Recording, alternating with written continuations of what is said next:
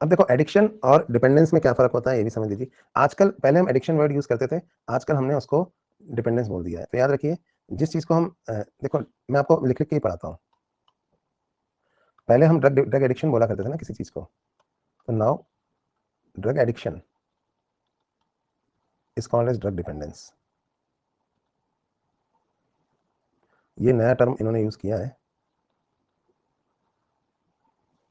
अब डिपेंडेंस जो है ना वो दो तरीके की होती है दोस्तों। एक होती है साइकोलॉजिकल डिपेंडेंस और एक होती है फिजियोलॉजिकल। चलो दोनों के अंदर अंतर समझ लेते हैं।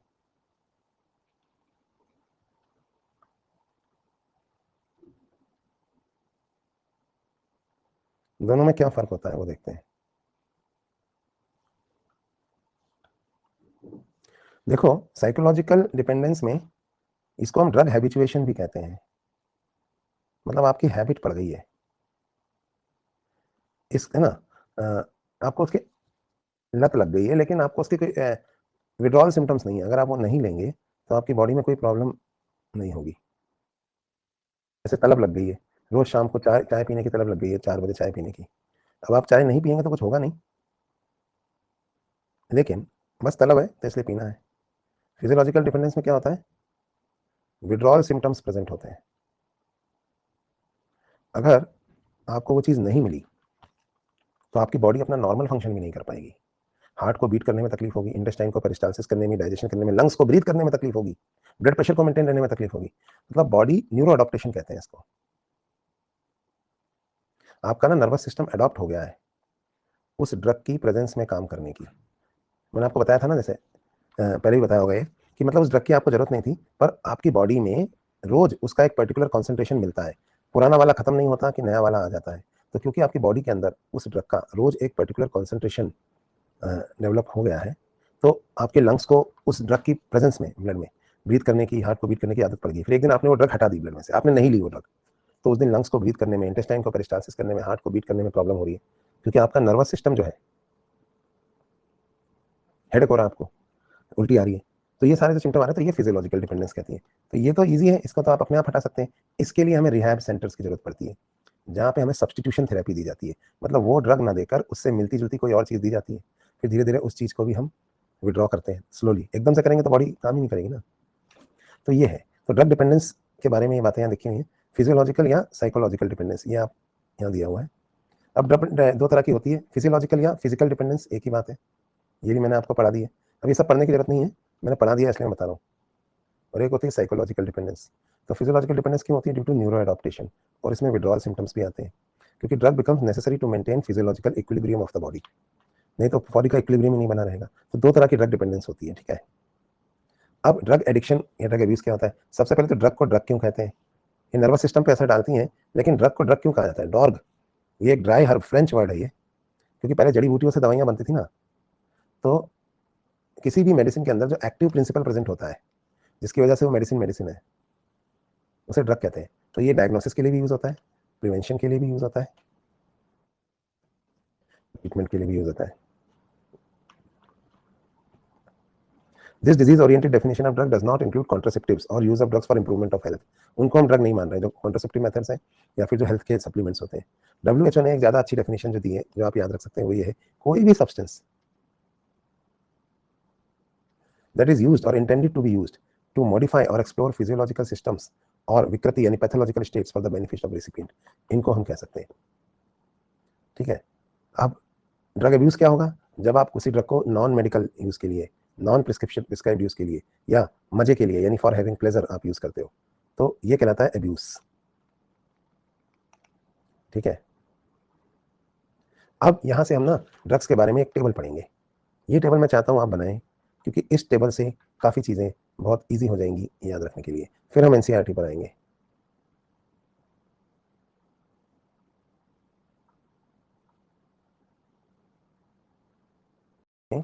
दो कैटेगरीज में क्लासिफाई किया है, जैसा कि आप यहाँ देख सकते हैं। एक है साइकोट्रॉपिक और दूसरे हैं साइकोडेलिक। मैंने आपको बताया था लास्ट क्लास में, फिर बता रहा हूँ दोनों में फर्क क्या होता है। Psychotropic are mood changing drugs, या मूड एल्टरिंग ड्रग्स, जो मूड को चेंज कर देती हैं, ठीक है। जबकि साइकोडेलिक्स जो होती हैं दे आर हेलुसिनेशन कॉजिंग। अब ये हेलुसिनेशन क्या होता है? जो चीज़ है नहीं वो दिखने लगती है, कुछ सुनाई दे रहा है जो नहीं सुनना चाहिए, कुछ दिखाई दे रहा है जो है ही नहीं, ठीक है। तो इसको हम कहते हैं साइकोडेलिक्स, राइट। तो यहाँ पे साइकोट्रॉपिक और साइकोडेलिक्स, ठीक है।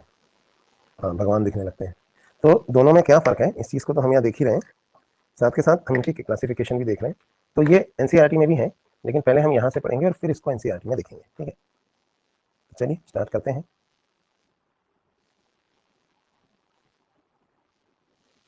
देखो भाई, साइकोट्रॉपिक ड्रग्स जो कि मूड चेंजिंग ड्रग्स हैं, इनकी 4 कैटेगरीज हैं। आप लिख रहे हैं ना साथ साथ, ये चार्ट बनाना है आपको। ट्रैंक्विलाइजर्स, सिडेटिव या हिप्नोटिक, ओपिएट नार्कोटिक और स्टिमुलेंट्स, ठीक है। मैं चारों के फंक्शन आपको बताता हूँ। जैसे कोई बहुत ज़्यादा बेचैन है, जिसको बहुत ज़्यादा घबराहट हो रही है, एंग्जाइटी हो रही है बार बार, तो उसे काम डाउन करने के लिए जो ड्रग्स देते हैं वो होती हैं tranquilizers, to calm down the patient. इसमें आती हैं क्लोरप्रोमाजीन या अल्प्राजोलम। अल्प्राजोलम एक माइनर ट्रैंक्विलाइजर है, जिसको आपने देखा होगा घर में भी कई बार ओल्ड एज लोग खा लेते हैं एल्प्रेक्स के नाम से। तो इससे थोड़ा सा ना एंग्जाइटी कम हो जाती है। और अगर कोई मेजर पागल है, बहुत ज़्यादा ही हाइपर एक्टिव है, बहुत ज़्यादा परेशान कर रहा है, तो फिर उसको हम देते हैं क्लोरप्रोमाजोल।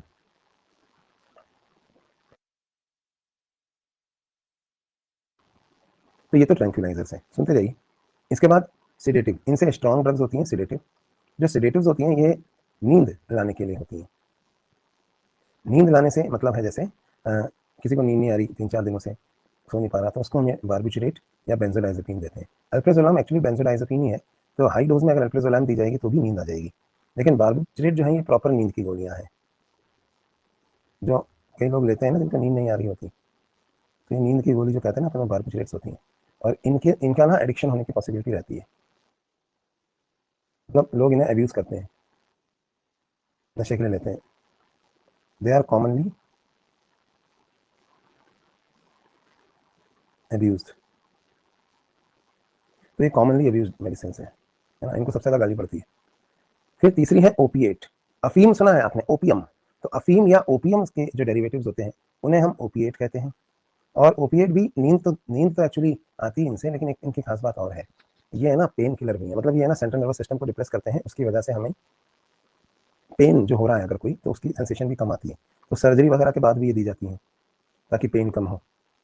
दूसरा क्या है कि जो ओपिएट्स होते हैं, ये ओपियम से बनने वाली जो ड्रग्स हैं, अफीम के पौधे से, ये पेन किलर की तरह भी काम करते हैं और ये बहुत कॉमनली अब्यूज भी होते हैं, मतलब इनको बहुत ज़्यादा नशेड़ी वगैरह लोग लिया करते हैं।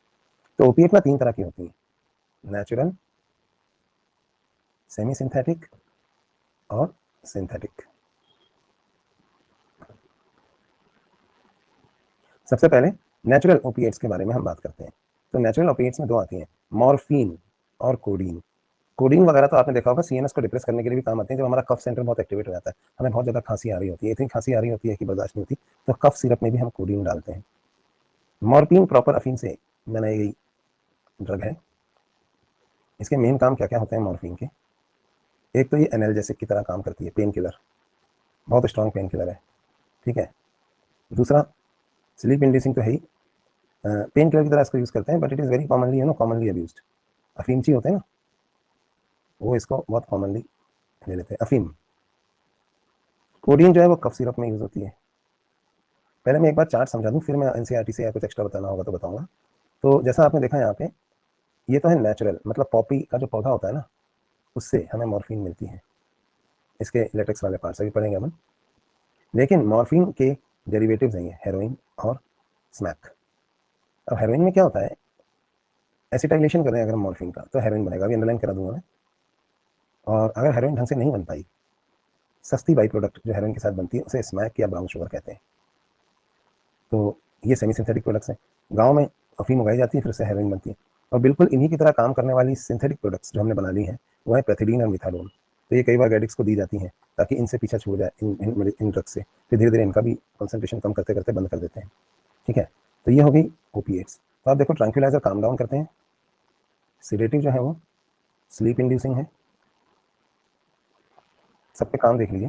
Tranquilliser to calm down, sedative to induce sleep, opiates. पता है आपको मॉर्फिन को मॉर्फिन क्यों कहते हैं? Morpheus, Morpheus is the god of dreams, Greek god या गॉडेसेस है ना। Morpheus is a Greek god, सपनों के राजा, सपनों के देवता या भगवान। तो खूब सपने आते हैं, इसके बाद खूब नींद आती है, तो इसलिए इनको इसका नाम मॉर्फिन पड़ा। तो ओपिएट्स जो होते हैं ये analgesic and narcotic, deep sleep inducing drugs को हम नार्कोटिक ड्रग्स बोलते हैं, है ना। और चौथे वाले देखिए, ये डिप्रेसेंट नहीं है, ये तो सब डिप्रेसेंट है, ये स्टिमुलेंट है, ये एक्साइटेशन इंक्रीज करती है। कैफीन स्टिमुलेंट एक नेचुरल होते हैं और एक आर्टिफिशियल होते हैं। तो आपने देखा, ट्रैंक्विलाइजर काम डाउन करने के लिए, सेडेटिव स्लीप इंड्यूसिंग, ओपीएट्स जो होते हैं डिप्रेसेंट होते हैं, है ना, सीएनएस को डिप्रेस करते हैं। जबकि स्टिमुलेंट्स को देखिए, ये दो तरीके के हैं, नेचुरल स्टिमुलेंट और सिंथेटिक। तो जो नेचुरल स्टिमुलेंट है उसमें आते हैं, साउथ अमेरिका में मिले थे ज़्यादातर प्लांट शुरू में, कैफीन, कोकेन, क्रैक और सुपारी यानी बीटल नट। तो ये चीज़ें ना माइंड को थोड़ा सा शार्प करती हैं। पान सुपारी या कोकीन या कॉफ़ी, ये सब कोला या कोका के पौधे से ये सब ड्राइव होती हैं, पढ़ेंगे इनके बारे में। और एक होते हैं सिंथेटिक स्टिमुलेंट, जिनको हम सुपरमैन ड्रग्स बोलते हैं, एम्फिटामीन्स। जब ये बैंड है क्योंकि लोग इनको परफॉर्मेंस इनहेंस करने के लिए लेते हैं, पेप पिल बोलते हैं इनको, परफॉर्मेंस इनहेंसिंग ड्रग्स। एथलीट्स इन्हें यूज़ करते हैं। एमबीबीएस की पढ़ाई जब आप करते हैं तो आप इतना डिप्रेस हो जाते हैं, इतना ज़्यादा पढ़ाई करना होता है, लगता है कोर्स खत्म ही नहीं होगा, तो उस वक्त याद आते हैं कि कहीं से एम्फिटामिन मिल जाए। लेकिन सुपरमैन ड्रग्स हैं, पर मिलती नहीं है कभी, मुझे तो कभी नहीं मिली।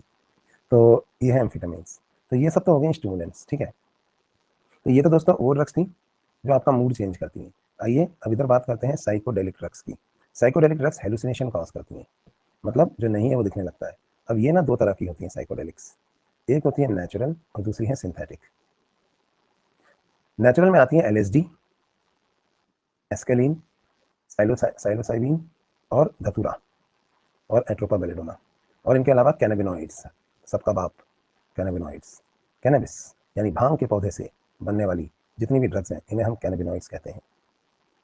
तो एलएसडी तो फंगस से मिलती है, मैस्केलिन साइलोसाइबिन इतनी इंपॉर्टेंट नहीं है, धतूरा है एक, और फिर एक है कैनाबिनॉइड। कैनबिस से जो मिलती है उसको हम कहते हैं कैनाबिनॉइड्स, ठीक है। तो अब कैनाबिनॉइड, कैनबिस से क्या क्या बनता है देखिए, एक तो होती है भांग, एक होता है गांजा, एक होता है चरस और एक होता है मारिजुआना। तो इन्हीं के बारे में हमें पढ़ना है। तो ये तो नेचुरल हेलुसिनोजेंस हैं जो नेचर में मिलती हैं, और दूसरा जो लैब में हम बनाते हैं सिंथेटिकली, वो है पीसीपी और एमडीएमए। तो एक एक करके हम इन सब के बारे में पढ़ेंगे। तो ये जो टेबल यहाँ पे बनी हुई है, इस पूरी टेबल को हम अब पढ़ने वाले हैं। बेलाडोना लिखा है ये एट्रोपिन के नीचे, धतूरा और एट्रोपा बेलाडोना, एट्रोपिन है तो एट्रोपा बेलाडोना से बनती है। तो धतूरा और बेलाडोना ये दो जो है, दिख रहा है कि नहीं दिख रहा आपको, जूम करके देख लो।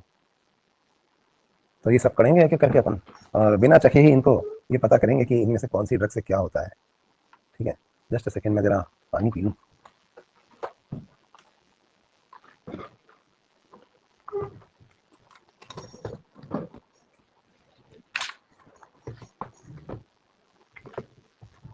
आज पावर फेलियर होने की वजह से सारी सेटिंग चेंज करनी पड़ी। सेटिंग सेम है, पता है, सेटिंग में कोई चेंज नहीं है। आप लोगों को लग रहा होगा कि सेटिंग्स चेंज है, सब कुछ वैसा ही है, पर आपको आज अलग क्यों फील हो रहा है पता है ना आपको? हम्म, सब कुछ पहले जैसा ही है, लेकिन आप में से कईयों को ऐसा लग रहा होगा कि कुछ बदला बदला सा है पीछे, ऐसा कुछ भी नहीं है। तो पढ़ते पढ़ते हमें, ड्रग्स पढ़ते पढ़ते ऐसा लग रहा है।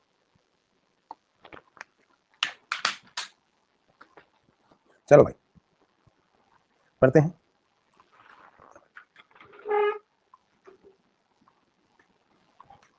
बातें ना करें।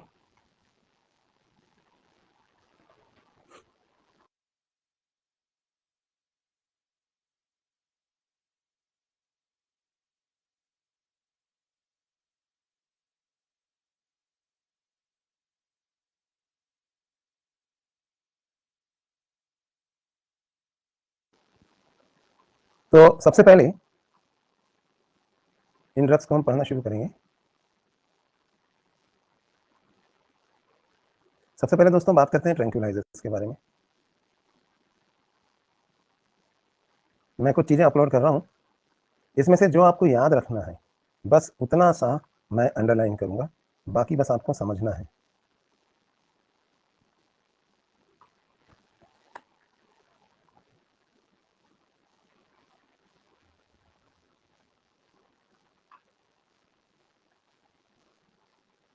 चलो स्पामिंग बंद करो, ये रूम टूर करने से क्या तुम्हारा नीट में सिलेक्शन हो जाएगा क्या? तो भाई जो नीट में आता है वो पढ़े। चलो, हैबिचुएटिंग ड्रग्स यानी एडिक्टिव ड्रग्स में से साइकोट्रोपिक ड्रग्स। अब साइकोट्रोपिक ड्रग्स में आते हैं मूड एल्टरिंग ड्रग्स। इसकी 4 मेजर कैटेगरी हैं, जैसा मैंने आपको अभी अभी बताया था। ये 4 मेजर कैटेगरीज हैं: ट्रैंक्विलाइजर, सेडेटिव, हिप्नोटिक, ठीक है, सेडेटिव एंड हिप्नोटिक एक ही बात है, फिर ओपिएट और फिर स्टिमुलेंट्स। ये तो हम पढ़ रहे थे, चलो एक एक करके पढ़ते हैं। तो सबसे पहले दोस्तों बात करते हैं ट्रैंक्विलाइजर्स के बारे में। ट्रैंक्विलाइजर्स जो आपको काम डाउन करती है, मैंने आपको इसके 2 एग्जांपल बताए, मेजर और माइनर। मेजर मैंने आपको बताया जैसे क्लोरप्रोमाजीन, और माइनर में मैंने आपको बताया वेलियम या काम्पोज या डाइज़ेपाम। तो वेलियम, काम्पोज या डाइज़ेपाम जो है वो तब दी जाती है जब हमें बहुत ज़्यादा एंग्जाइटी हो रही हो या बहुत ज़्यादा डर लग रहा हो किसी चीज़ से।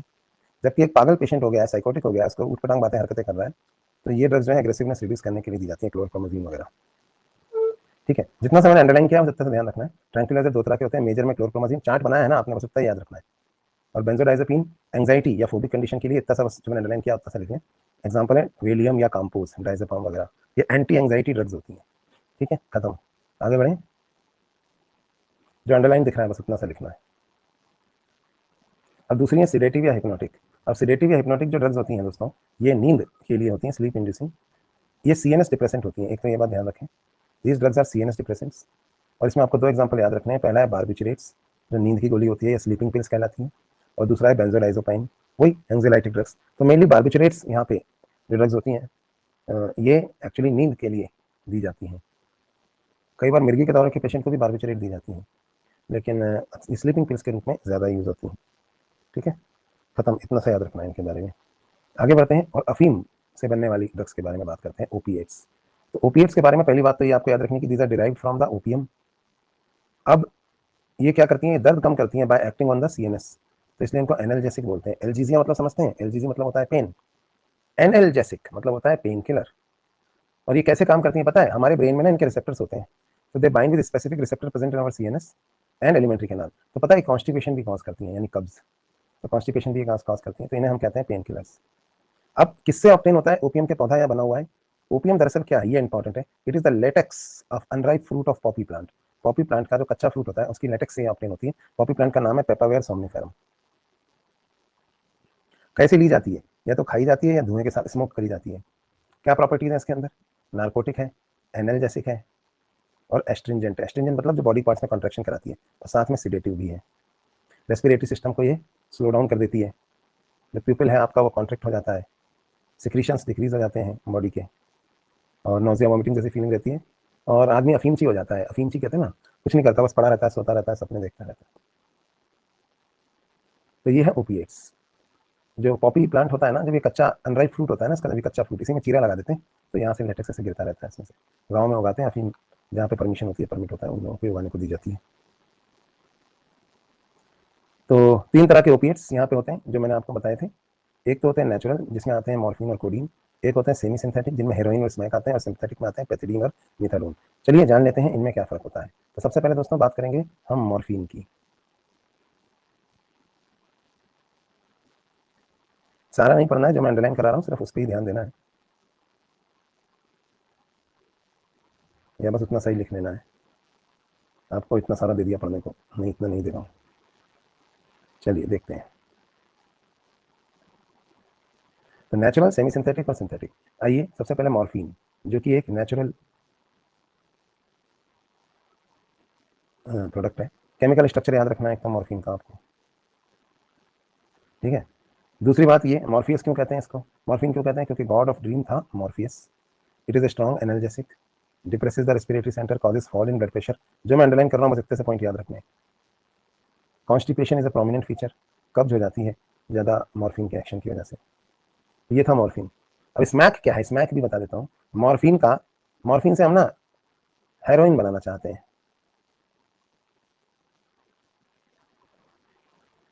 कैसे बनाएंगे वो बताऊंगा अभी मैं आपको आगे।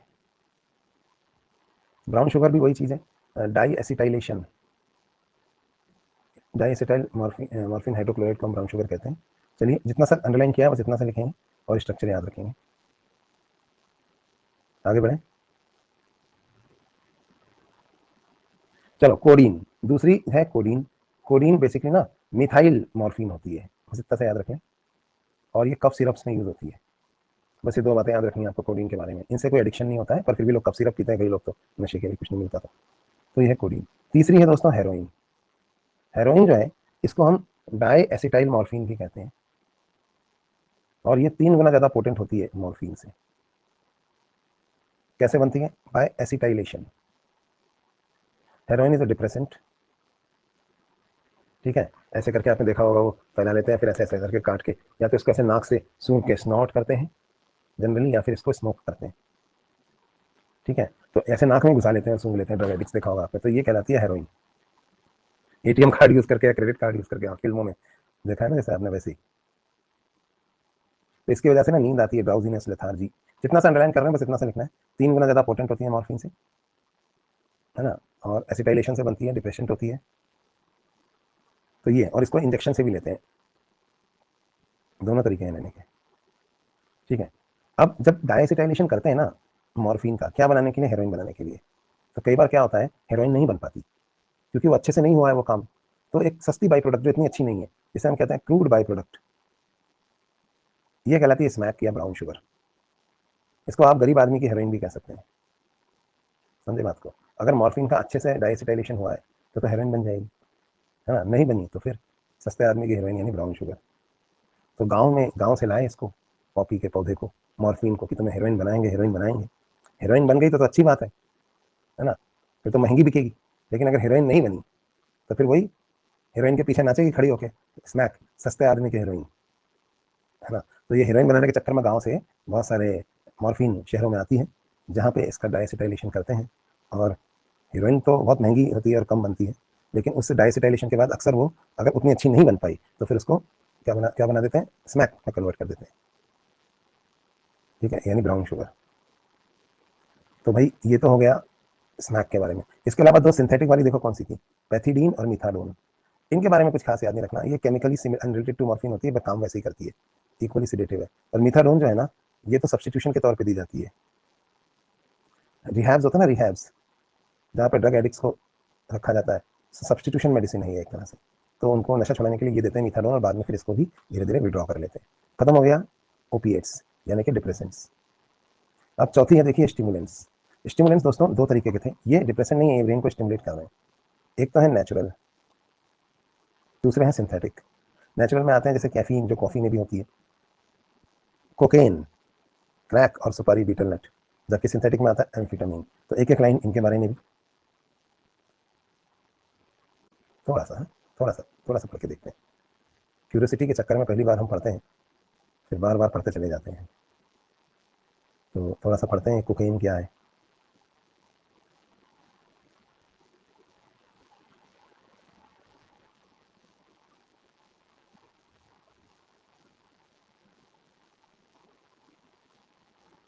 चलिए, तो यहाँ पे हम कोकेन के बारे में बात कर रहे हैं। सबसे पहले कैफीन। कैफीन तो आप लोग ले सकते हैं, पढ़ाई के लिए भी लेते हैं, या अपना हार्ट रेट वगैरह सब कुछ इंक्रीज कर देती है, breathing rate, heart rate. Coffee या चाय के अंदर होती है ये, सीड्स ऑफ कोका प्लांट से मिलती है, सीड ऑफ कॉफ़ी प्लांट में मिलती है। सीएनएस स्टिमुलेंट होती है, ये बोरियत दूर करती है, कुछ नहीं होता तो चलो चाय पीते हैं, थिंकिंग क्लियर हो जाती है और परफॉर्मेंस इंक्रीज हो जाती है। ये आपका बेसल मेटाबॉलिक रेट या बीएमआर बढ़ाती है, जिसकी वजह से आपका हार्ट रेट, ब्रीदिंग रेट सब बढ़ जाता है। कार्डियक और रेस्पिरेटरी स्टिमुलेंट है, थोड़ा यूरिन आउटपुट भी इंक्रीज कर देती है ये, ठीक है। और बहुत ज़्यादा अगर कैफीन लोगे तो रेस्टलेसनेस, पैनिक, इनसोम्निया कॉज करेगी, नींद उड़ जाएगी, ठीक है, ये प्रॉब्लम आती है। तो एक्सेस इंटेक ऑफ कैफीन भी डेंजरस है, क्योंकि इससे भी आपका स्टमक वगैरह खराब होता है। ये तो कैफीन है, आपको पता ही है, रेड बुल में और पता नहीं किस किस चीज़ में आप लोग, कोल्ड ड्रिंक्स में भी आती है, एनर्जी लेवल को इंक्रीज करने के लिए, एक्साइट के लिए। तो ये हो गया कैफीन। अब आ जाओ कोकेन। कोकेन के बारे में, ये भी स्टिमुलेट है दोस्तों। और क्या आपको पता है, कोकेन का एक फॉर्म तो आप बचपन से कंज्यूम कर रहे हैं, उसमें भी कोकेन वाला जो पौधा होता है ना, इरेथ्रोजाइलम कोका, पौधे का नाम याद रखना, कोका प्लांट। बताओ क्या? चॉकलेट, और उसमें भी डार्क चॉकलेट। अक्सर आपने सुना होगा, खासतौर पे गर्ल्स को, अगर डिप्रेशन आ रहा हो तो चॉकलेट खा लो या डार्क चॉकलेट, तो मूड अच्छा हो जाता है, सब बोलते हैं ना। तो कोका होता है उसमें, इराइथ्रोजाइलन कोका, ये याद रखना है, साउथ अमेरिकन प्लांट है। इसी से ड्रग भी बनती है कोकेन, जिसको कोक या क्रैक भी बोलते हैं। कोकेन में वेसो कॉन्स्ट्रिक्शन की प्रॉपर्टी है, ब्लड वेसल्स कॉन्ट्रैक्ट होती है। स्नॉटिंग से लिया जाता है, नाक से सूंघा जाता है इसको, ऐसे ऐसे करके सूंघ लेते हैं। ये सीएनएस को स्टिमुलेट करती है आपकी। इसके अलावा इसको सिगरेट से स्मोक भी किया जाता है या इंजेक्ट भी करते हैं इसको। अलग अलग तरीके हैं कोकेन लेने के। अरे कोकेन लेने के तरीके, चॉकलेट लेने के तरीके नहीं है। कुछ लोग हाँ चॉकलेट को ऐसे क्रश करके सूंघ रहे हैं, उससे कुछ नहीं होगा, खा लो उसको, ठीक है। तो चॉकलेट खाने के लिए, बाकी ये उसमें भी मतलब कोका होता है, चॉकलेट में बहुत थोड़ी सी क्वांटिटी में होता है पर होता है। तो ये कोकेन के बारे में बात है। कोकेन का एक डेरिवेटिव है क्रैक, जो बहुत तेजी से विद इन 10 सेकेंड्स अपना असर देता है। इसको स्मोक के साथ लिया जाता है, चीप होता है लेकिन बहुत एडिक्टिव होता है। इससे भी बहुत प्रॉब्लम्स आ जाती है। How to crack NEET in 10 seconds, crack ले लो, ऐसा लगेगा मैंने नीट क्रैक कर लिया। तो ये कुछ एग्जांपल्स हैं। फिर सुपारी, ये तो गाँव में लेडीज भी खाती हैं पुराने ज़माने से, ये भी पान में डलती है ना सुपारी, ये भी हल्का सा सीनियर स्टिमुलेंट होती है। और फाइनली आर्टिफिशियल वाली यानी कि एम्फिटामिन, ये सिंथेटिक ड्रग्स हैं, कभी नहीं मिली। सीएनएस स्टिमुलेंट होती हैं, अलर्टनेस बढ़ाती हैं, सेल्फ कॉन्फिडेंस बढ़ाती हैं, टॉकेटिवनेस बढ़ाती है, इंक्रीज वर्क कैपेसिटी कर देती हैं आपकी। इनसे आपकी नींद बढ़ जाती है, तो एंटी स्लीप ड्रग्स भी है। डोप टेस्ट किया जाता है एथलीट्स के लिए, उसमें चेक किया जाता है कि इन्होंने एम्फिटामिन तो नहीं ली थी रेस जीतने के चक्कर में। तो ये है एम्फिटामिन। खत्म हो गया। हमने ना साइकोट्रोपिक ड्रग्स पढ़नी जो मूड चेंजिंग ड्रग्स होती हैं। अब हम साइकोडेलिक्स पढ़ने जा रहे हैं जो कि हेलुसिनोजन है, यानी हेलुसिनेशंस कॉज करती हैं। तो हेलुसिनोजन वाली ड्रग्स को अगर हम देखें, ये आपका ना क्या क्या चेंज कर देती है। देखिए, ये आपका बिहेवियर, थॉट, फीलिंग, परसेप्शन सब चेंज कर सबको चेंज कर देती है विदाउट एक्चुअल सेंसेशन। मतलब आपको कुछ दिखाई देने लगेगा, कुछ सुनाई देने लगेगा। आपके जो 5 सेंस ऑर्गन है ना, नाक आँख, नाक है, आँख है, कान है, जीभ है और स्किन है ना। तो किसी के चीटियाँ चल रही हैं शरीर में, फिर लग रहा है मेरे पूरे शरीर में ना चीटियाँ ही चीटियाँ चल रही हैं। टैक्टाइल हेलुसिनेशन, हेलुसिनेशन के अलग अलग टाइप्स होते हैं देखिए।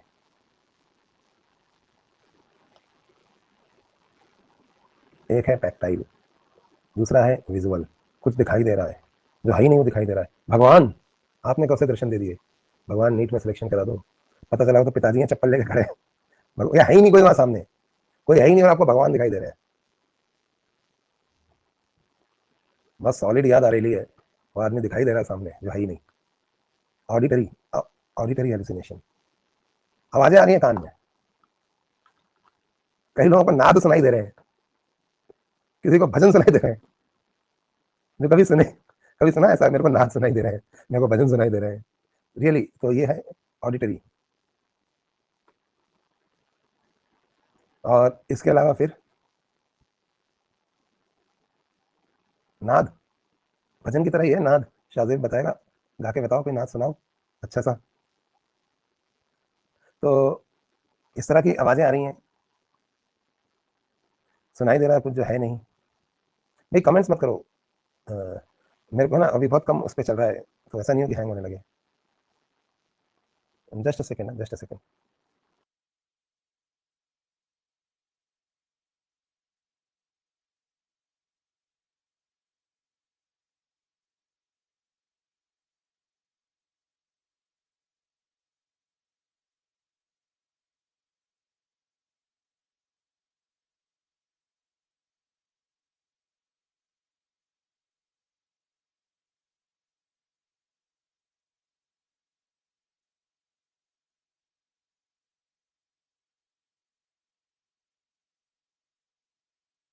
चलो भाई, तो हेलुसिनोजेंस के बारे में खास बात सुनिए क्या होता है।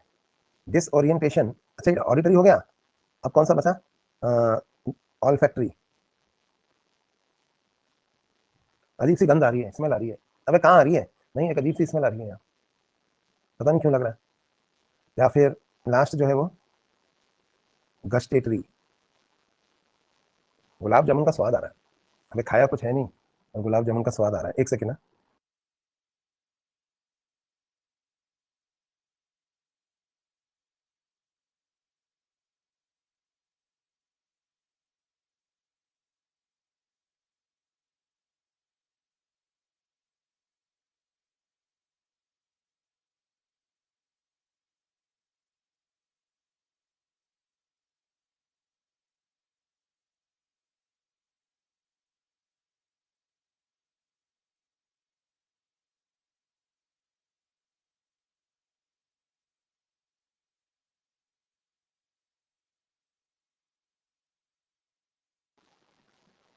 चलिए, तो स्वाद आ गया। तो ये अलग अलग तरीके के हेलुसिनेशन है। हेलुसिनोजन ड्रग्स के बाद कुछ भी हो सकता है, पता है आपको? Loss, disorientation and loss is contact with reality, और you start see sound and hear colours. आपको साउंड दिखाई देने लगता है और कलर सुनाई देने लगते हैं, फॉल्स इमेजिनेशंस दिखाई देने लगती हैं। ठीक है, तो पढ़ते हैं इनके बारे में। तो ये है हेलुसिनोजेंस। सबसे पहले बात करते हैं एलएसडी की। फुल फॉर्म याद रखे जाएंगे, लाइसर्जिक एसिड डाइथैलेमाइड।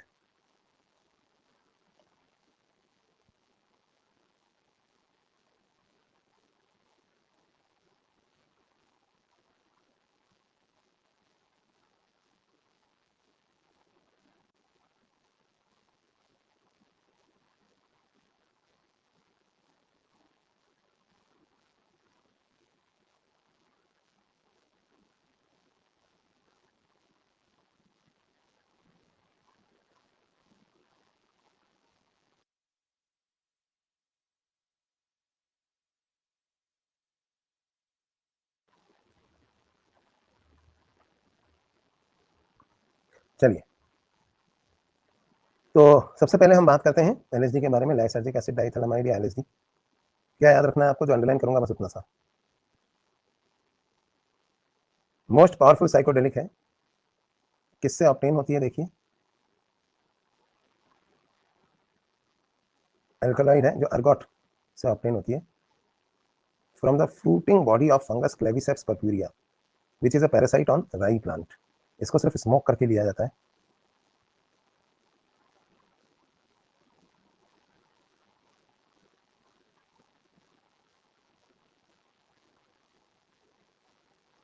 ठीक है, क्या हो गया भाई?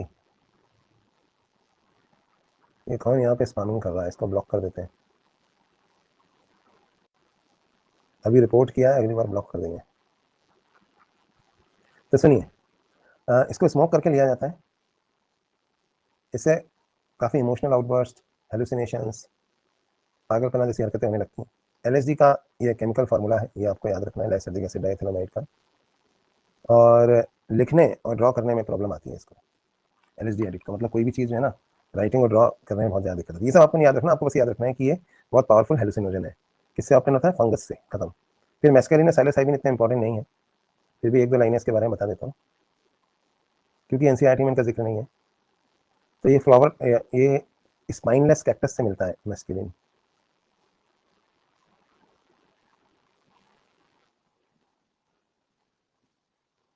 साइलोसाइबिन जो है वो मैक्सिकन मशरूम।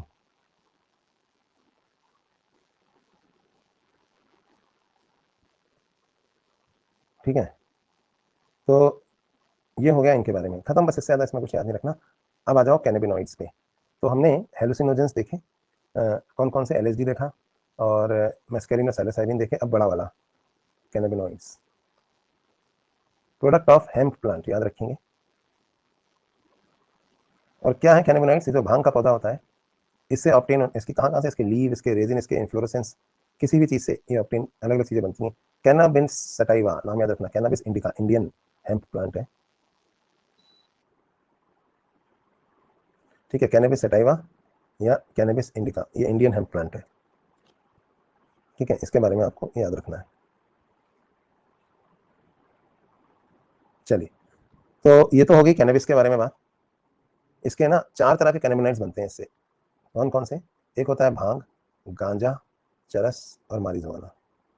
कैनबिस का प्लांट देख लें आप, ये एग्जाम में आ जाता है कभी कभी। ये इंस्टा पे फोटो डाली थी इसने अपनी, तो ये इसका केमिकल फार्मूला ये भी आ जाता है। ठीक है, या इसको सब लोग, इस प्लांट को सब लोग प्रणाम करें, क्योंकि ये प्लांट ऑफ गॉड है। इसके बाद आपको असली ईश्वर के दर्शन होते हैं। प्लांट ऑफ गॉड भी बोलते हैं इसको, और कहते हैं इसके अंदर कई ऐसी प्रॉपर्टीज़ हैं, गॉड प्रॉपर्टीज़, जो किसी में भी और में नहीं है। और भगवान शिव के साथ भी भांग का नाम जुड़ा हुआ है, आप लोगों को पता ही है। हर हर महादेव।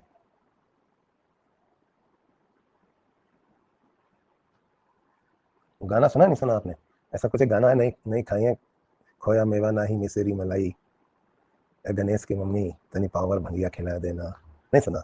गणेश के पापा हमसे ही भांग पिसाई ना। हाँ, तो ये प्लांट ऑफ गॉड है। मैं तो नहीं आती भोजपुरी। चलो, तो इसको लेने के बाद 4 तरीके से लिए जाते हैं। पहला तरीका इसका है जो कि खाने में मिला के खाया जाता है एलिमेंट्री के नाम से, सुनते जाओ। फ्रेश ड्राइड लीव्स होती हैं और फ्लावरिंग शूट्स, दोनों मेल या फीमेल प्लांट्स की, टेकन ओरली, ठीक है, पकौड़ा में, टिक्की में या ठंडाई में, ड्रिंक में मिला के इसको हम ले लेते हैं। इसके बाद गांजा। गांजे में क्या करते हैं कि ड्राइड अनफर्टिलाइज्ड फीमेल इन्फ्लोरेसेंस, जो फीमेल इन्फ्लोरेसेंस पार्ट होता है कैनबिस सटाइवा का, इसको यूज करते हैं ऊपर इसका टॉप को, तो गांजा गंजा जैसे ऊपर से उड़ा दिया इसको, टॉप फ्लावर टॉप फीमेल का, तो वो लेते हैं। तो सिगरेट्स में इसको यूज किया जाता है। तीसरा है चरस, जो रेजिन जैसा एक्सट्रैक्ट निकलता है फ्लावरिंग टॉप्स एंड लीव से कैनबिस के, इसी को हम हशीश भी कहते हैं। आप कह रहे हैं सर ये भांग में ऐसा होता है क्या? ये रहा आपका एम्स का क्वेश्चन। एक्टिव प्रिंसिपल क्या है भांग का? तो आंसर है THC, ये याद रखना, 9 टेट्रा हाइड्रो कैनाबिनॉल।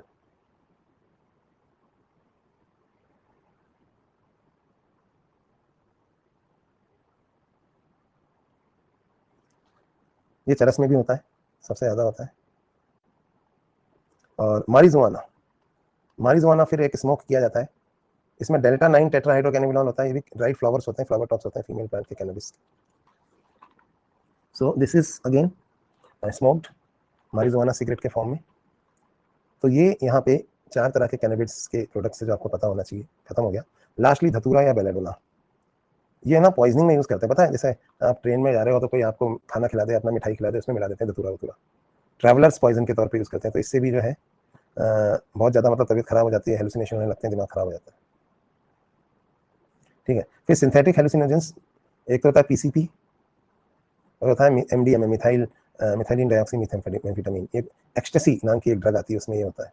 और PCP जो है एंजल डस्ट। बस एक बार नाम रीडिंग मार देना, आते कम है, पर इसी के साथ ही आपका ना ये पूरा खत्म हो गया चैप्टर। इसी की मेरी यहाँ पे मैं आपको देता हूँ समरी, देखिए फटाफट जो इतनी देर से पढ़ रहे थे उसकी।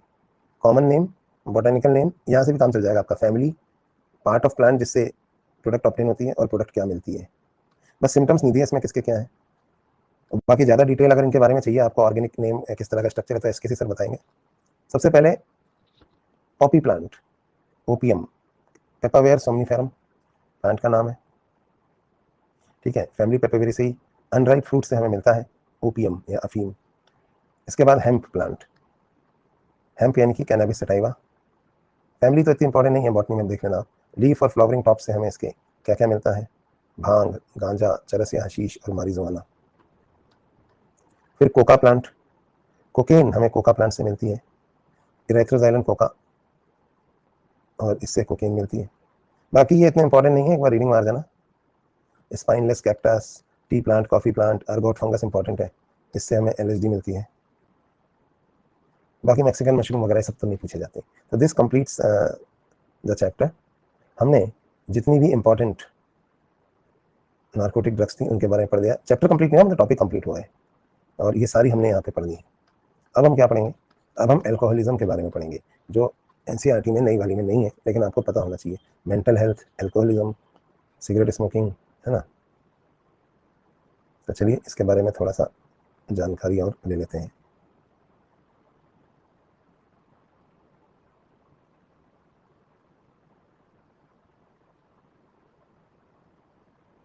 पहले बात करते हैं तंबाकू, टोबैको के बारे में। स्मोकिंग क्यों खतरनाक है, उससे क्या क्या होता है और क्या हो सकता है, मतलब इसका बुरा इफेक्ट क्या है। पहले टोबैको के बारे में पढ़ लेते हैं।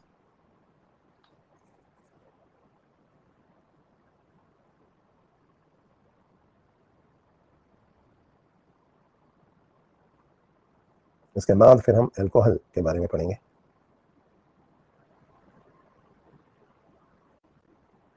और फिर एडोलेसेंस से जुड़ी अल्कोहल लेने के बाद क्या होता है वो देखेंगे।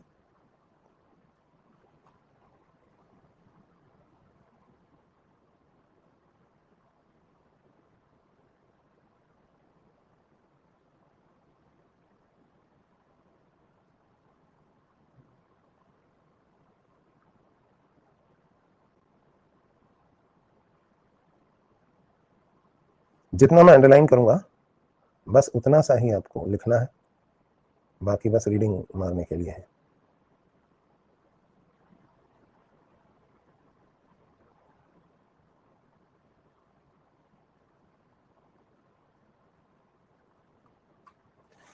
तो टोबैको एडिक्शन बात करते हैं। तंबाकू सिर्फ सिगरेट के फॉर्म में ही नहीं और फॉर्म्स में भी लिया जाता है, मसाला, गुटखा, खैनी, आपको पता है। सोर्स ऑफ टोबैको, निकोटिना टोबैकम या निकोटिना रस्टिका, फैमिली का नाम है सोलेनेसी, वही ऑब्लिक ओवरी वाली family. Modes of tobacco use अलग अलग हैं, देखिए, स्मोकिंग, चूइंग, स्नफिंग, है ना। इनहेल किया जाता है टोबैको, इसको हम स्मोकिंग कहते हैं, हुक्का, सिगरेट, बीड़ी में। च्यू किया जाता है पान के फॉर्म में, पान मसाला के फॉर्म में।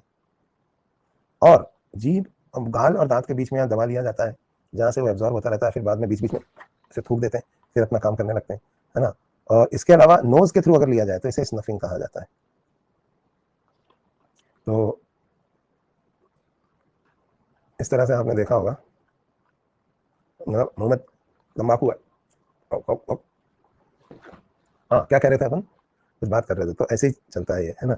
और टोबैको एडिक्शन कैसे होता है, पर्सन स्टार्ट्स टेकिंग टोबैको वगैरह, इमिटेशन ऑफ एल्डर, बड़ों की नकल करना, शो ऑफ करना, fun, curiosity, defiance to elders, कि आज तो कोई देख नहीं रहा, आज तो सिगरेट पी के रहूंगा, देखता हूँ क्या होता है, relaxation, working long hours, peer group, group pressure, adventure, sense of freedom, advertisements देखते हैं, बोलो जुआ केसरी, मूवी में सीन्स देखते हैं, तो ये सब की वजह से इसके चक्कर में पड़ जाते हैं, होता कुछ नहीं इसमें। फिर अगली बात जो अंडरलाइन कर रहा हूँ उतना ही आपको लिखना है, बाकी तो बस रीडिंग मानने के। निकोटीन का इफेक्ट, तो याद रखिए, nicotine is major stimulatory component of tobacco. तो टोबैको में मेन जो स्टिमुलेटरी कंपोनेंट है वो कौन सा होता है, वो होता है निकोटीन। ये क्या करता है, एड्रेनलिन रिलीज करवाता है, जिसकी वजह से ब्लड प्रेशर भी बढ़ता है और हार्ट बीट भी बढ़ती है। तो इसलिए स्मोकर्स को अक्सर ना हाई बीपी का प्रॉब्लम होता है,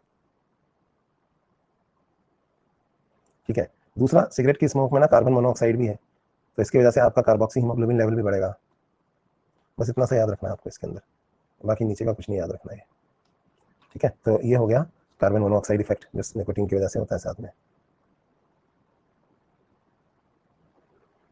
फिर क्या क्या डिजीजेस कॉज होती हैं स्मोकिंग से, इनको देख लेते हैं। कैंसर, हार्ट प्रॉब्लम्स, काफिया, ब्रोंकाइटिस, एम्फाइसीमा, ये सब मैं आपको पढ़ाऊंगा।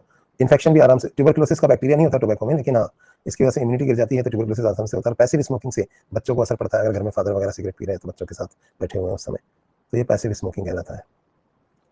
अब विड्रॉल सिम्टम्स, विड्रॉल के जब विड्रॉल होता है, टोबैको नहीं मिलता है तो नर्वसनेस रहता है, इरिटेबिलिटी रहती है, सिगरेट पीने का नींद नहीं आती, बार बार मन, मतलब कई लोगों को तो पॉटी जाने के लिए सिगरेट चाहिए रहता है, कॉन्स्टिपेशन हो रहा है, पेट ही साफ नहीं हो रहा, मतलब सुबह सुबह ना सिगरेट लेके घुसते हैं बाथरूम में, बीड़ी या सिगरेट लेके, नहीं सीरियसली, हालांकि सिगरेट से कुछ होता नहीं है, लेकिन बस आदत में आ गया है। De addiction requires psychotherapy. इसके अलावा सेंट्रल टोबैको रिसर्च इंस्टीट्यूट कहाँ है, वर्ल्ड एंटी टोबैको डे याद कर देना आप कौन सा होता है, 31 मई, ठीक है। अच्छा, आजकल सब फोन लेके जाते हैं, वाशरूम बदल गया। सही कह रहे हो, उस जमाने में फोन नहीं हुआ करते थे।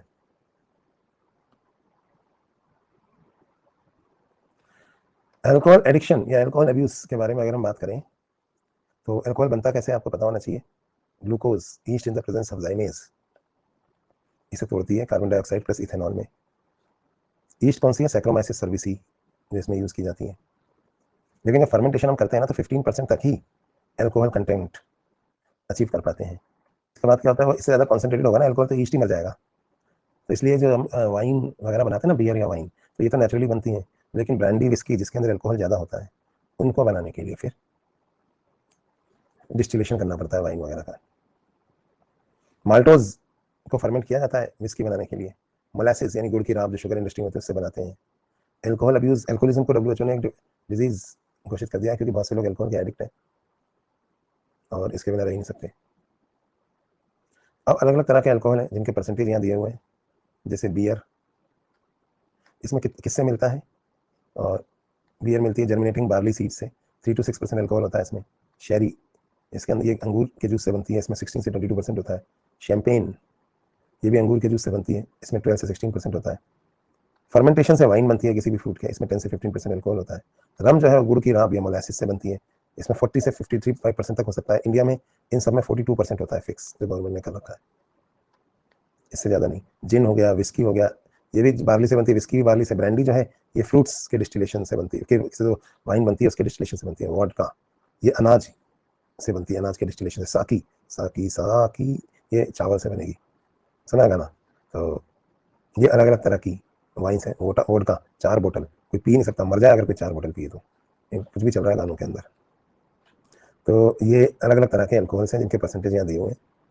फिर आगे पूछ रहे हैं what happens when alcohol is taken, ये भी कोई सवाल है, सुन लीजिए फिर भी। अल्कोहल क्या करता है? अल्कोहल सबसे पहले लिवर में पहुंचता है, जहाँ लिवर इससे फैट बनाता है। फिर अल्कोहल पीने के बाद फैट की ज़्यादा फैट फॉर्मेशन होता है लिवर में, तो इसको हम ना फैटी लिवर कहने लगते हैं। तो इसके अलावा लिवर को डैमेज भी करता है अल्कोहल, तो फाइब्रोसिस शुरू हो जाता है लिवर में, जिसको हम सिरोसिस ऑफ लिवर कहते हैं, सुना होगा आपने। अल्कोहल एक्चुअली एक डिप्रेसेंट है, it's a sedative and depressant, it lessons the functional activity. थोड़ा एक्टिवेशन लगता है, ऐसा लगता है हम एक्टिवेट हो रहे हैं बहुत ज़्यादा, लेकिन एक्चुअली डिप्रेस हो रहे होते हैं। इफेक्ट ऑफ अल्कोहल अब्यूज क्या क्या होता है? जो कबीर सिंह कर रहा था ना उस पिक्चर में, ऐसे कोई रियल में करे ना, बोतल पिए जा रहा है पानी मिला के और मर जाए। वो फिल्में हैं, उसमें कुछ भी दिखाते रहते हैं, तो रियल नहीं होता। तो अल्कोहल ज़्यादा लेने की वजह से मिनरल्स की डेफिशिएंसी हो जाती है, प्रोटीन और विटामिन की डेफिशिएंसी हो जाती है। और ये इंपॉर्टेंट बात है, विटामिन बी कॉम्प्लेक्स की बहुत कमी हो जाती है। थाइमीन, निकोटिनिक एसिड, पायरिडॉक्सिन और फॉलिक एसिड। थाइमीन की डेफिशिएंसी तो ब्रेन डैमेज करती है, इसको हम वर्निकोस सिंड्रोम कहते हैं, वर्निकेज इंसेफेलोपैथी। शराबी आदमी का गेट यानी खड़े होने का एक पर्टिकुलर तरीका होता है, मसल्स उसकी कमजोर हो जाती हैं, एटेक्सिया कहते हैं इसको। इम्यूनिटी पे बुरा असर पड़ता है और ब्रेन भी डिप्रेस होता है। तो ये कुछ बातें हैं जो आपको यहाँ पे याद रखनी है इसमें।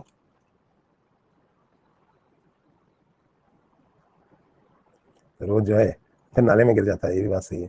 एक शराबी जो है एक दिन रात को नाले में गिर गया पी के, नाले में सुअर बैठा हुआ था, तो सुअर की पूंछ उसके पकड़ में आ गई, उसे लगा घर पहुंच चुका है, उसे लगा नाले में गिरा पड़ा। अरे चंदू की मम्मी रोज तो जुड़ा करके रखती थी, आज चोटी बना ली क्या? तो ऐसे ही है उठपटांग चीजें। अब यहाँ पे तो शराब पीने के बाद कुछ भी हो सकता है।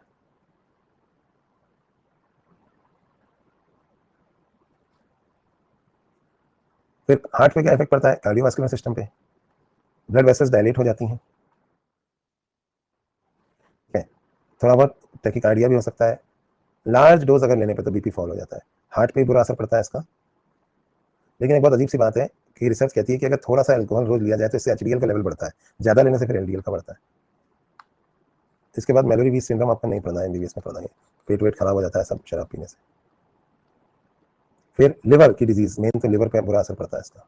क्या बुरा असर पड़ता है? एक तो फैटी लिवर, हेपेटाइटिस और सिरोसिस, 3 चीजें। हेपेटाइटिस ना वायरस की वजह से भी होता है, और वैसे भी लिवर के सेल्स का इन्फ्लेमेशन हेपेटाइटिस ही कहलाएगा। तो ये 3 चीजें आपको याद रखनी है। इसके अलावा गॉल ब्लैडर में स्टोन्स वगैरह बनने, बाइल का फ्लो स्टॉप होने की वजह से कोलेस्टेसिस भी हो जाता है। स्टोन ना भी बने तो बाइल का फ्लो रुक जाता है, तो लिवर खराब करता है मेनली। लिवर खराब होने के बाद मौत पक्की होती है, तो इसलिए डिजीजेज ऑफ लिवर में हम अल्कोहल के बारे में बात करते हैं। अल्कोहल का लिवर से डायरेक्ट संबंध है। इसके अलावा और चीज़ें देखिए, पेनक्रियाटाइटिस, पेनक्रियास का इन्फ्लेमेशन कराता है, कैंसर का रिस्क बढ़ाता है, किडनी पर बुरा असर डालता है, डायलिसिस करवाता है, रेस्पिरेटरी सेंटर को डिप्रेस कराता है, आरबीसी का साइज इंक्रीज हो जाता है जिसकी वजह से एनीमिया हो जाता है। क्यों? क्योंकि B12 की डेफिशिएंसी है।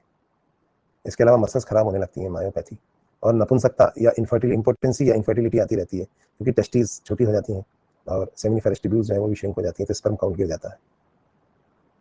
और अगर प्रेग्नेंट फीमेल अगर अल्कोहल पिएगी तो उसका असर उसके बच्चे पर भी पड़ेगा, फीटल अल्कोहल सिंड्रोम, बच्चे के भी डेवलपमेंट पर बुरा असर पड़ेगा। तो ये अल्कोहल के कुछ साइड इफेक्ट्स हैं। फिर एडोलेसेंस एंड ड्रग या अल्कोहल अब्यूज के बारे में अगर हम बात करें, एडोलेसेंस से रिलेटेड प्रॉब्लम्स भी कई बार पूछी जाती हैं, हालांकि एनसीईआरटी में नहीं है। एडोलेसेंस वही पीरियड है जिसमें तुम हो आजकल, चाइल्डहुड एडल्टहुड के बीच का पीरियड, यानी 12 से 18 साल का। इसमें क्यूरियोसिटी एडवेंचर की नीड की वजह से बहुत सारी प्रॉब्लम्स क्रिएट होती हैं। बच्चे इमोशनल होते हैं, कोई उनके इमोशंस यूज़ करके उनको बेवकूफ़ बनाता है और इन्वेस्टरों से पैसे लेके कोचिंग खोल लेता है। कुछ कुछ उनको इमोशंस को यूज़ करते हैं अपने और फ़ायदे के लिए, और बच्चे भी भक्त हो जाते हैं, क्योंकि टीनेज में यही होता है। कूल दिखने के चक्कर में भी कई बार ड्रग एडिक्शन या सिगरेट पीने लगते हैं, टीवी मूवी न्यूज़पेपर देख के सोचने लगते हैं वाह, और अपने सर के अंदर ही हीरो ढूंढने लगते हैं कि हमारे सर आएंगे 6 पैक ऐप वाले। तो ऐसे नहीं होता है, रियलिटी बहुत अलग है। या मैम को, उनके लिए उनके सर ही सबसे बड़े हीरो और मैम सबसे बड़ी हीरोइन हो जाती हैं। तो ऐसे नहीं होता है, ये लोग बहुत ऑर्डिनरी लोग हैं और इनके बारे में। लेकिन टीनेज में, एडोलेसेंस में ये मूर्खताएं काफ़ी ज़्यादा बढ़ने लगती हैं और इसकी कूल बनने के चक्कर में फूल बन जाते हैं। ठीक है, तो कूल बनने के चक्कर में फूल नहीं बनना होता। फिर डी एडिक्शन का treatment, treatment of drug addiction is called as de addiction. ठीक है, तो इसके लिए रिहैब सेंटर्स होते हैं जहाँ पर उनको विटामिन मल्टी न्यूट्रिशन दिया जाता है और एक सब्स्टिट्यूशन ड्रग दी जाती है। ज़्यादा कुछ इसमें पूछते नहीं। प्रिवेंशन एंड कंट्रोल के बारे में कुछ बातें हैं, कैसे बच्चों के ऊपर से प्रेशर कम करें। एक तो पीयर प्रेशर हटाओ, इसके लिए मैं लेट्स टॉक सेशंस लेता हूँ ना। जैसे तो पीयर प्रेशर मतलब कि आसपास के बच्चों का प्रेशर की सबका कोर्स हो गया, हमारा नहीं हुआ, पड़ोस वाले शर्मा जी का लड़का तो इतना अच्छा कर रहा है, पेरेंट्स भी पीछे पड़ जाते हैं, तुम नहीं कर रहे इतना अच्छा है, क्या रीज़न है। तो एजुकेशन एंड काउंसलिंग करी जाए बच्चों की। Seeking help from parents and peers, जो भी प्रॉब्लम्स हो उन पर आप डिस्कशन कीजिए। डेंजर साइंस देखिए, अगर आपके आसपास कोई बच्चा है जो अकेला अकेला रहता है, कटा हुआ रहता है, किसी से बात नहीं करता, कहीं डिप्रेशन में तो नहीं जा रहा है। ठीक है, और आखिरी, प्रोफेशनल और मेडिकल हेल्प लेनी पड़े तो वो भी लें। ठीक है, तो ये अलग अलग तरह के एक तरह से आप कह सकते हैं हेल्प चली जाती है, उसके बारे में कुछ बातें थी। और इसमें कुछ पढ़ाने के नहीं है, अभी खत्म हो गया है। अब हम एनसीईआरटी का आरआरआर करेंगे, तो एनसीईआरटी से पढ़ लेते हैं, फिर खत्म होगा ये। ठीक है, फिर लास्ट में डाउट ले लेंगे, ज़्यादा वक्त बचा हुआ है।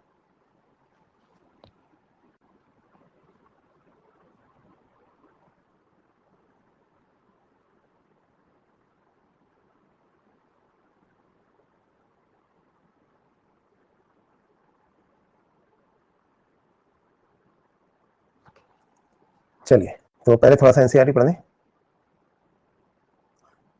मॉड्यूल आप नहीं भी पढ़ेंगे, जितना मैंने पढ़ा दिया इतना काफ़ी है।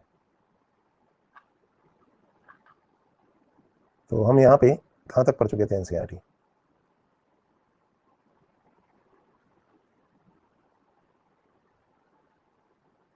कैंसर तक पढ़ दिया था ना। तो आज तो बस ड्रग्स के बारे में बात करनी है। देखो, ड्रग्स में से जो क्वेश्चन आएगा, जो मैंने पढ़ाया है उतना ही आएगा, बाकी एनसीईआरटी की लाइनों में से भी आते हैं क्वेश्चन। तो आप ये देख लो, एक तो मॉर्फिन का स्ट्रक्चर, ये याद करके जाना आप। ये अफीम का पौधा है, इसको देख लो आप। ये अनराइप फ्रूट होता है ना इसका, इसमें से लेटेक्स निकलता है, इस अनराइप फ्रूट में से। तो survey and statistics show that drugs and alcohol have been on rise specially among youth. This is really a cause of concern. बहुत चिंता की बात है ये, क्योंकि इसके बहुत सारे हार्मफुल इफेक्ट्स हो सकते हैं। प्रॉपर एजुकेशन और गाइडेंस हमारे यूथ को इनेबल करेगा कि वो अपने आप को सेफ गार्ड कर सकें against this dangerous behaviour patterns and follow healthy life style. तो ये बड़ा जरूरी है। तो कॉमनली अब्यूज ड्रग्स कौन सी हैं? ये है ओपियोइड्स, कैनाबिनॉइड्स और कोका एल्कलॉइड्स। इन्होंने बस 3 के बारे में बताया, ओपियोइड्स, कैनाबिनॉइड्स और कोका एल्कलॉइड्स। काम की बात दूसरी ये है कि majority of them are obtain from flowering plants, जबकि कुछ जो है they are obtain from fungi. मतलब डायरेक्ट ये क्वेश्चंस होते हैं, ये ध्यान रखना है ना। तो सबसे पहले हम यहाँ पे पढ़ने वाले हैं ओपियोइड्स के बारे में। अफीम के पौधे से ओपियोइड्स बनते हैं, और आपको पता है ओपियोइड्स के ना रिसेप्टर्स होते हैं हमारे ब्रेन में, सेंट्रल नर्वस सिस्टम में। So they bind to specific opioid receptor present in our CNS and GIT. GIT मतलब एलिमेंट्री कैनाल। तो इसलिए एक तो ब्रेन पे असर डालते हैं अफीम, और दूसरा पता है ओपियोइड्स जो है ना आपका कॉन्स्टिपेशन कॉज करते हैं, एलिमेंट्री कैनाल को स्लो करते हैं, अगर पेरिस्टालसिस फास्ट हो रहा है तो। हेरोइन को ही हम कॉमनली स्मैक कहते हैं, जबकि मैं आपको बता चुका हूँ कि हेरोइन और स्मैक में थोड़ा सा फर्क होता है। हेरोइन नहीं बन पाई, वो स्मैक बनती है। खैर, दोनों में होता वही है, डाई एसिटाइल मॉर्फिन।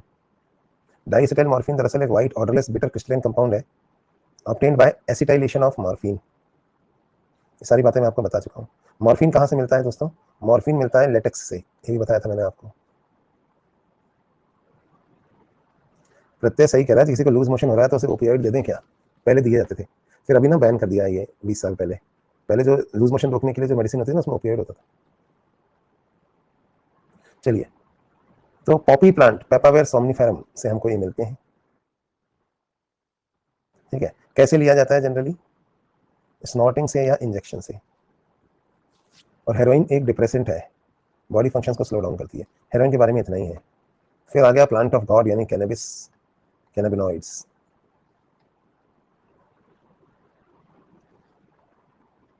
तो कैनाबिनॉइड्स जो है ये ग्रुप ऑफ केमिकल्स हैं which interact with cannabinoid receptors present principally in the brain.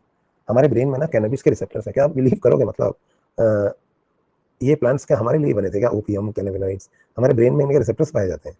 तो नेचुरल कैनाबिनॉइड्स किससे मिलता है, याद रखिए, inflorescence of plant cannabis sativa. ठीक है, क्या क्या चीजें कैनबिस की यूज करी जाती हैं? फ्लावर टॉप, लीफ या resin of cannabis, these are used in various combination to produce marijuana, hashish, charas and ganja. ठीक है, तो ये marijuana, हशीश, चरस और गांजा प्रोड्यूस करने के लिए कैनबिस ली जाती हैं। और कैसे ली जाती हैं? इनहेलेशन से या ओरल इंजेक्शन से। और ये cardiovascular system of the body पे भी अपना इफेक्ट शो करती हैं। ठीक है, तो ये इनके इफेक्ट्स हैं। ये वाला जो स्ट्रक्चर है ये आपको याद रखना है। ये कैनाबिनॉइड के मॉलिक्यूल का स्ट्रक्चर है। कैनबिस का फोटो भी देख लेना, ये रहा। इसके बाद इन्होंने कोका एल्कलॉइड कोकिंग के बारे में बात करी है। अब ये स्टिमुलेंट है। अब तक जो मैंने बताए थे वो क्या थे? डिप्रेसेंट्स। याद रखिए ये स्टिमुलेंट है। और किससे ऑब्टेन होता है? तो याद रखेंगे वो जो मैं पढ़ाया था वही है, इराइथ्रोजाइलम कोका, साउथ अमेरिकन प्लांट है। करता क्या है ये देखो वहाँ नहीं लिखा था, ये आप अंडरलाइन कर सकते हैं। ये डोपामीन नाम का जो न्यूरोट्रांसमीटर होता है ना, उसके ट्रांसपोर्टेशन के साथ ये इंटरफेयर करता है। इसे कॉमनली कोक या क्रैक कहते हैं। जनरली इसको स्नॉटेड यानी सूंघ के लिया जाता है। और ये एक स्टिमुलेंट है, जैसा कि मैं बता रहा था। स्टिमुलेटिंग एक्शन होता है इसका सीएनएस पे, जिससे खुशी जैसी फीलिंग आती है, यूफोरिया, और एनर्जी लेवल भी बढ़ा हुआ आता है। लेकिन ज़्यादा डोज में अगर आप कोका लोगे तो आपको हेलुसिनेशन भी हो सकते हैं।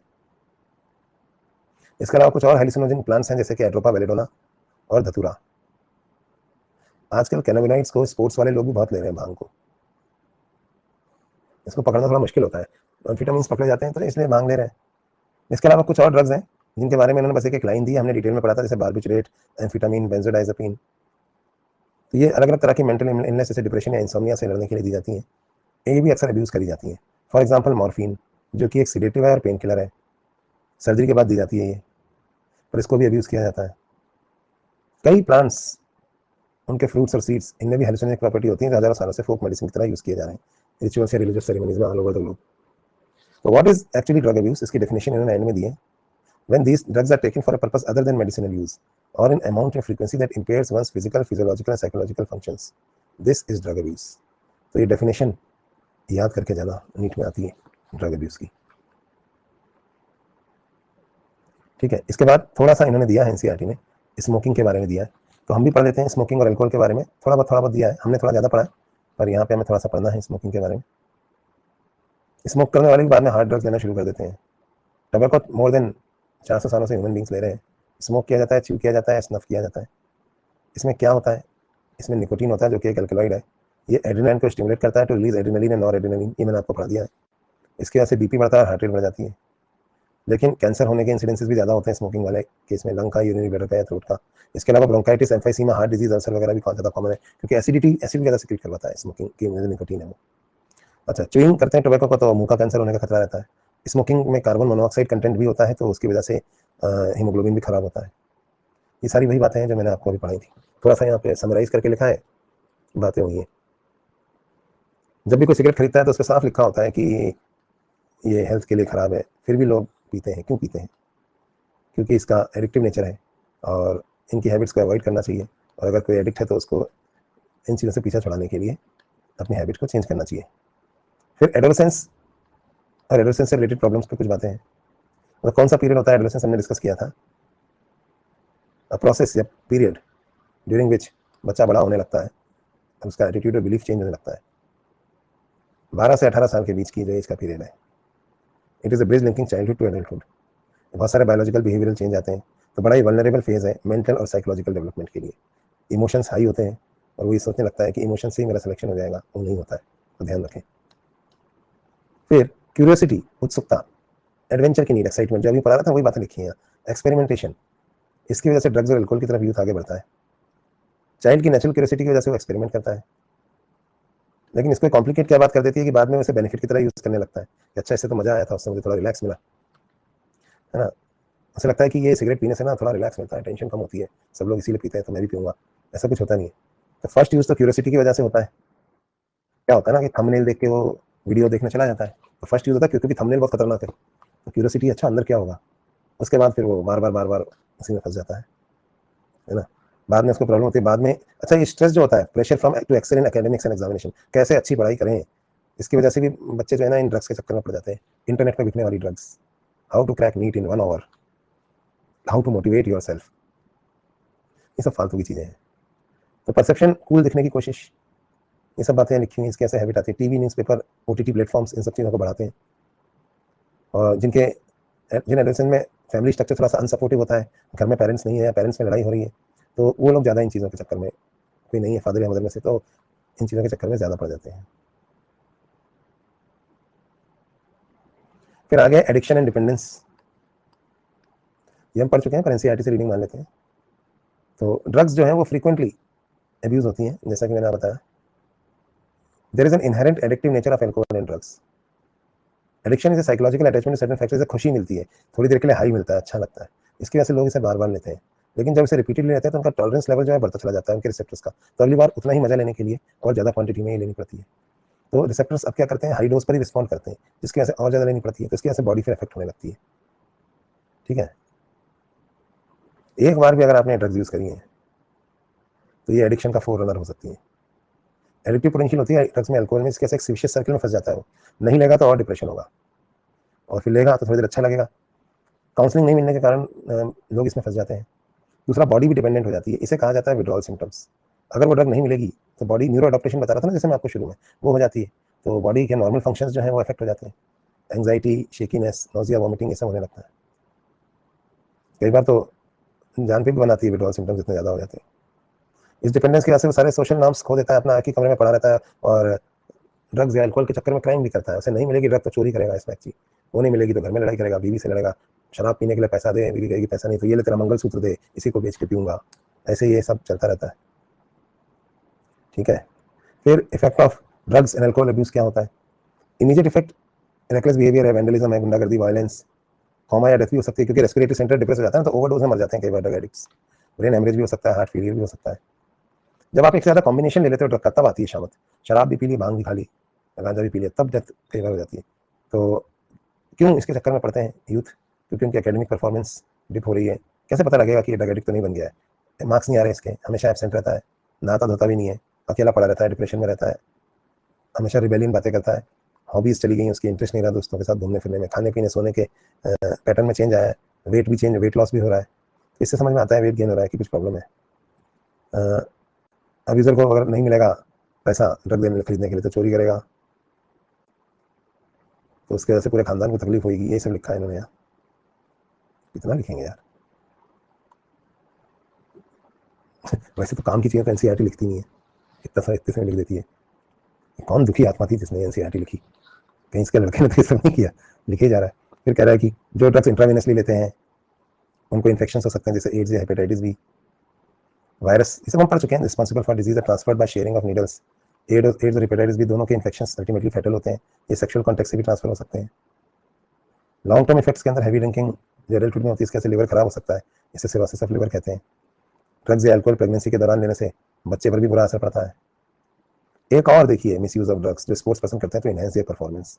इसमें लोग क्या लेते हैं? Narcotic analgesic, anabolic steroid, diuretic, certain hormones, जिससे इनकी मसल में ज़्यादा स्ट्रेंथ आ जाए और ज़्यादा एग्रेसिव हो जाए, ताकि उनकी परफॉर्मेंस बढ़ जाए। लेकिन इनके साइड इफेक्ट्स भी होते हैं। अगर फीमेल एनाबॉलिक स्टेरॉइड्स लेंगी ना तो उनकी दाढ़ी मूंछ आ जाएगी मेल की तरह, एग्रेसिव ज़्यादा हो जाएंगी, मूड स्विंग्स ज़्यादा आएंगे, डिप्रेशन होगा, मेस्ट्रुअल साइकिल एबनॉर्मल हो जाएगी, हेयर ग्रोथ होने लगेगी बॉडी पर, और क्लाइटोरिस एनलार्जमेंट, आवाज़ का भारी होना, ये सब हो जाएगा। जबकि मेल के अंदर अगर एनाबॉलिक स्टेरॉइड्स लेते हैं तो मुहासे होते हैं, एग्रेसिवनेस बढ़ती है, मेल में भी मूड स्विंग, डिप्रेशन आता है, टेस्टिस का साइज रिलीज होता है, स्पर्म प्रोडक्शन कम होता है, और किडनी और लिवर खराब होते हैं, गायनेकोमास्टिया होने लगता है, टकलापन आ जाता है, और प्रोस्टेट ग्लैंड भी एनलार्ज होने लगता है। ये पढ़ के चले जाना सारे के सारे, क्योंकि एनसीईआरटी में दिए हैं तो इनसे क्वेश्चन आ जाता है। और क्या क्या होता है? सीवियर बॉडी एक्ने, मुहासे होते हैं, और हाइट वगैरह कम रह जाती है क्योंकि ग्रोथ सेंटर जल्दी क्लोज हो जाते हैं। ठीक है, अब प्रिवेंशन एंड कंट्रोल, ये वही था जो हमने अभी पढ़ा था, वही सेम वही लाइनें हैं जो मैंने आपको अभी पढ़ाई थी, इसमें कुछ नया नहीं है। पीयर प्रेशर वाला तो उसको दोबारा रिपीट करने का कोई सेंस नहीं है, ये वही लाइनें। Education and counselling, parents help में, डेंजर साइन के लिए देखें, और प्रोफेशनल या मेडिकल हेल्प में। तो ये हो गया है पूरा। ठीक है, तो ये